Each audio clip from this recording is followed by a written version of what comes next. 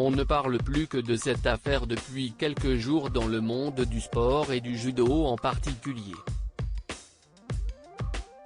Depuis la violente altercation qui a opposé Margot Pineau et son compagnon et entraîneur depuis plusieurs années, Alain Schmitt, les suites de l'affaire font les gros titres de la presse française.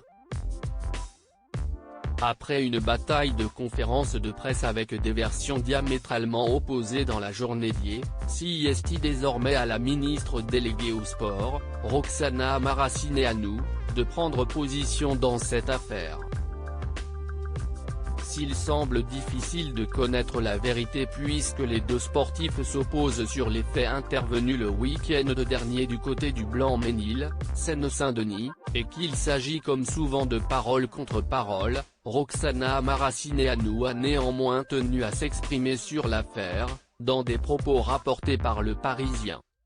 Et dans son combat pour la vérité, Margot Pineau peut compter sur l'ancienne nageuse de 46 ans qui se dit en soutien de Margot qui, pour moi, est clairement victime dans ce qui s'est passé. Des paroles fortes de la part de la ministre, qui n'a néanmoins pas cherché à dépasser son rôle dans cette affaire. Vu la procédure qui est en cours et l'indépendance de la justice, dans ma position de ministre je ne peux pas m'exprimer sur la procédure qui est en cours, indique-t-elle au préalable.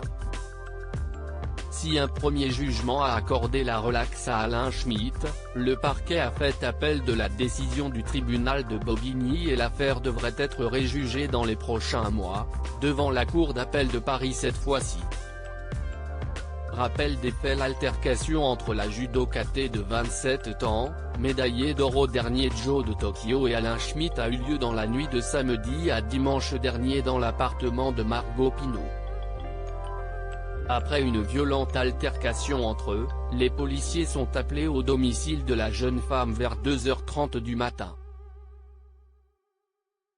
L'homme est alors placé en garde à vue avant d'être jugé en comparution immédiate par le tribunal de Bobigny.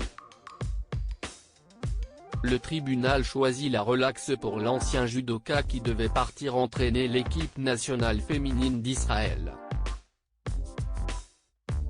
Depuis, l'affaire a pris un tournant médiatique sans précédent, et des figures du judo français comme Teddy Riner ou Clarisse Agbenienou ont affiché leur solidarité envers Margot Pineau.